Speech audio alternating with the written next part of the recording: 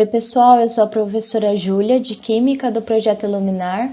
Essa aqui é a nossa segunda aula de revisão para o Enem 2021 e o tema dessa segunda aula é estequiometria. Então, para a gente poder resolver um exercício de estequiometria, a gente tem que estabelecer alguns passos, porque por mais que a ideia seja sempre a mesma, né, de relacionar algumas moléculas que estão presentes na reação para a gente obter a grandeza que a gente quer no final, os exercícios eles podem variar no método em que você vai utilizar para resolver. Então, eu separei aqui em 4 etapas que eu acho que é uma boa forma de se organizar para resolver esse tipo de exercício. E, em primeiro lugar, o que a gente precisa fazer é montar a equação ou verificar se a equação que foi dada pelo exercício está balanceada. Porque sem a equação você não vai conseguir quantificar quantos mols tem daquela molécula na reação e você precisa, ter essa proporção para poder resolver o seu problema. A segunda etapa é analisar as unidades pedidas. Então, ele está pedindo volume, está pedindo massa, está pedindo em mol, e aí você precisa fazer a conversão. E aí eu coloquei esse esqueminha aqui, que mostra como você faz para fazer essa conversão, né? Então, 1 mol, ele equivale a massa, massa em gramas por mol, né? Então, se você tem uma molécula de gás carbônico, por exemplo, gás carbônico, a massa molar dele é 44 gramas por mol. Então, se você tem 1 mol, é 44 gramas. Se você tem 2 mols, então vai ser o dobro. E assim por diante. Se for em volume, ele está pedindo o resultado em litros, né? E você está nas condições ideais de temperatura e pressão, que é o mais comum que tem. 1 mol vai equivaler, 1 mol de qualquer molécula vai equivaler a 22,4 litros. 2 mols vai valer o dobro e assim por diante. E aí, por fim, se ele estiver pedindo em número de moléculas, 1 mol vai equivaler a 6,02 vezes 10,23 moléculas por mol. E aí você precisa lembrar desses valores aqui para você poder converter. Terceira etapa é verificar se o problema fala de alguma pureza de reagente, se tem reagente limitante ou em excesso e até o rendimento da reação, né? Então ele fala assim, o rendimento é de 70%, e aí depois você faz a conversão do final, do seu valor final. E quarto, é montar uma regra de 3, né? Relacionando então as grandezas pedidas no enunciado, depois que você fez aquela conversão que foi pedida. Vamos começar aqui então a resolver um exercício do Enem do ano passado. O enunciado diz que o crescimento da frota de veículos em circulação no mundo tem levado à busca e desenvolvimento de tecnologias que permitam minimizar emissões de poluentes atmosféricos. O uso de veículos elétricos é uma das propostas mais propagandeadas por serem de emissão zero. Podemos comparar a emissão do carbono na forma de CO2, massa molar igual a 44 gramas por mol, para os dois tipos de carros, a combustão e elétrico. Considere que os veículos tradicionais a combustão, movidos a etanol, massa molar igual a 46 gramas por mol, emitem uma média de 2,6 mols de CO2 por quilômetro rodado, e os elétricos emitem o equivalente a 0,45 mol de CO2 por quilômetro rodado, considerando as emissões na geração e transmissão da eletricidade. A reação em combustão do etanol pode ser representada pela equação química. Então, esse exercício aqui, ele te deu essa equação química, né? E você pode até reparar que ela já está balanceada. Foram analisadas as emissões de CO2 envolvidas em 2 veículos, um movido a etanol e outro elétrico, em um mesmo trajeto de 1.000 km. A quantidade equivalente de etanol economizada em quilograma com o uso do veículo elétrico nesse trajeto é mais próxima de... Bom, para resolver esse problema, então,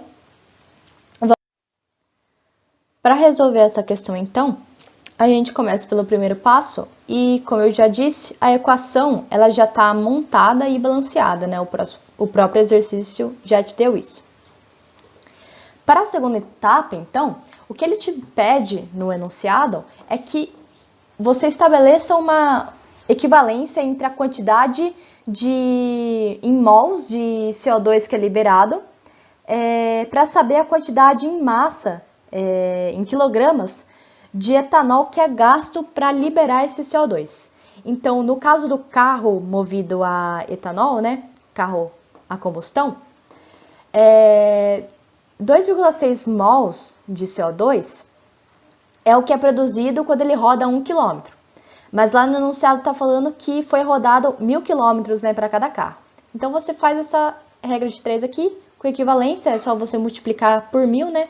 Então você vai ter que em 1.000 km rodados, você liberou 2.600 mols de CO2. Para o carro elétrico, você observa que tem uma economia, né? Porque você libera menos CO2. Você libera 0,45 em 1 km. Então, para 1.000 km, você faz a mesma coisa, né? E aí você vai ter que vão ser liberados 450 mols de CO2 em 1.000 km.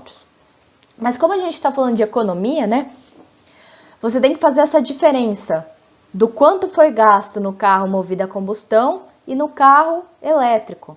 Então você pega esse valor aqui, menos esse valor, e você vai encontrar que a economia foi de 2.150 mols de CO2.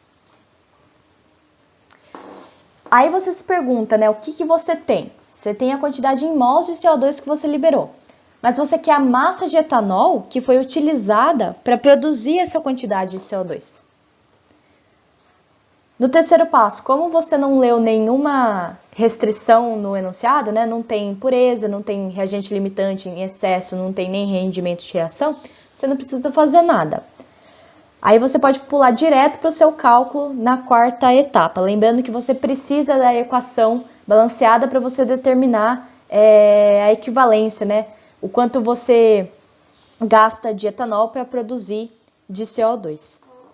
Então, calculando agora a massa de etanol economizada, como aqui pela estequiometria você tem que uma molécula de etanol produz 2 moléculas de CO2, você coloca 1 mol de etanol, produz 2 mols de CO2. Mas pelo enunciado, você tem que 1 mol de etanol é 46 gramas de etanol, né, que vai produzir 2 mols de CO2. Isso aqui você não precisa converter, porque você já tem esse valor aqui em mols. Como você quer a quantidade de etanol que você precisa gastar para produzir tudo isso de CO2, você faz então essa regra de 3. 46 gramas de etanol produz 2 mols de CO2 e Z pode ser qualquer valor, qualquer letra aqui que você queira utilizar, e eu preferi colocar Z, que vai produzir 2.150 mols de CO2 então. Fazendo essa conta, você vai encontrar que Z é igual a 49.450 gramas, que equivale, né, como ele pede em quilogramas, você converte isso para quilogramas dividindo por 1.000, vai dar 49,45 quilogramas, que é mais ou menos 50 quilos. Então a resposta desse exercício é a letra A. Esse exercício aqui também é de 2020, mas ele caiu na versão do Enem PLL. E ele vai dizer que o carvão é um combustível que tem várias substâncias em sua composição. Em razão disso, quando é representada a sua queima com oxigênio, massa molar 16 gramas por mol, simplifica-se elaborando apenas a combustão completa do carbono, massa molar 12 gramas por mol. De acordo com o conteúdo médio de carbono fixo, o carvão é classificado em vários tipos, com destaque para o antrácito, que apresenta em média 90% de carbono. Então a gente já repara aqui que esse exercício está falando de pureza, né? Porque tem uma porcentagem aqui de carbono que vai ser utilizado. Esse elevado conteúdo favorece energeticamente a combustão, no entanto, libera maior quantidade de gás que provoca efeito estufa. Supondo a queima completa de 100 gramas de carvão antrácito, a massa de gás liberada na atmosfera é, em grama, mais próxima de. Bom, para resolver esse exercício, então, a gente primeiro precisa montar a nossa equação de combustão, porque o enunciado não deu. Então, sempre que a gente tiver uma reação de combustão, a gente segue uma regra, né? Então, a gente tem um combustível, que nesse caso é o carbono, um comburente, que é sempre o oxigênio, né? E aí vai ser formado água, se tiver hidrogênio na fórmula do combustível, mas como a gente está falando do combustível sendo só o carbono, então a gente não vai ter formação de água. E liberação de gás carbônico. Então, a gente, montando a nossa equação, a gente vai ter, então, 1 mol de carbono com mais 1 mol de O2, que vai formar 1 mol de CO2. É a equação de combustão mais simples que pode existir. Na nossa segunda etapa, a gente precisa voltar lá no enunciado e tirar as informações, né? Então, a gente tem que 1 mol de carbono equivale a 12 gramas de carbono. E pela nossa estequiometria aqui, essas 12 gramas de carbono vão produzir 1 mol de CO2, que equivale a 44 gramas de CO2. Isso está tudo no enunciado. Agora, o mais importante que a gente precisa fazer aqui, né, é reparar que o enunciado deu uma pureza, né, do carvão. O que é utilizado, né, do carvão vão ser só 90%. A massa que eles deram no enunciado foi de 100 gramas. Então, a gente pensa que em 100% desse carvão, a gente tem 100 gramas. Mas como ele tem uma pureza de 90%, então ele vai ter uma massa M. Fazendo essa continha, então, a gente obtém 90 gramas de carbono que serão utilizadas nessa queima. Então, o que você tem é a massa de carbono que foi queimada, mas o que você quer, né, o que o exercício pede, é a massa de CO2 liberada. Pela estequiometria, então, calculando a nossa massa de CO2 liberada, nós temos que 12 gramas de carbono equivalem a 44 gramas de CO2 liberado, então aquelas 90 gramas de carbono que a gente calculou vão equivaler a X de CO2. Fazendo essa regrinha de 3, calculando, a gente vai ter que o resultado final é de 330 gramas de CO2 liberado. Então, a resposta desse exercício é a letra D. Por fim, temos esse último exercício aqui, que é do Enem de 2017. Ele vai dizer que o ácido acetil salicílico, o AAS, que é uma maneira mais fácil de chamar essa molécula, que tem massa molar igual a 180 gramas por mol, é sintetizada a partir da reação do ácido salicílico, massa molar igual a 138 gramas por mol, com anidrido acético, usando-se ácido sulfúrico como catalisador, conforme a equação química. Então, a gente não precisava saber como montar essa equação, ela é bem complexa, né? Já está aqui e já está balanceada certinho. Após a síntese, o AAS é purificado e o rendimento final é de aproximadamente 50%. Então, esse problema aqui, a gente tem rendimento. Então, a gente tem que levar isso em consideração. Devido às suas propriedades farmacológicas, antitérmico, analgésico, anti-inflamatório e antitrombótico, o AAS é utilizado como medicamento na forma de comprimidos, nos quais se emprega tipicamente uma massa de 500 mg dessa substância. Uma indústria farmacêutica pretende fabricar um lote de 900 mil comprimidos, de acordo com as especificações do texto. Qual é a massa de ácido salicílico, em quilogramas, que deve ser empregada para esse fim? Então, a gente está relacionando aqui o quê? AAS, ácido acetil salicílico, com massa de ácido salicílico, né? O quanto que a gente utiliza de ácido salicílico para produzir AAS, ou ácido acetil salicílico. Para resolver essa questão, então, a gente já tem aqui a equação dada e ela já está balanceada, né? Mas na etapa 2 a gente precisa converter, né? Se a gente tem a massa de ácido acetil salicílico, né, o AS, em um comprimido, que como o enunciado diz, é 500 mg, que equivale a 0,5 gramas, quanto vai ter em 900 mil comprimidos? Então, a gente faz aqui essa regra de 3 e a gente vai ter que a massa desses 900 mil comprimidos vai ser de 450 mil gramas, que equivale a 450 quilogramas. Na etapa 3, a gente viu que essa equação ela tem rendimento, né? Então, se fosse uma equação com 100% de rendimento, 1 mol do ácido salicílico produziria 1 mol de AAS. Mas no enunciado diz que essa reação tem 50% de rendimento.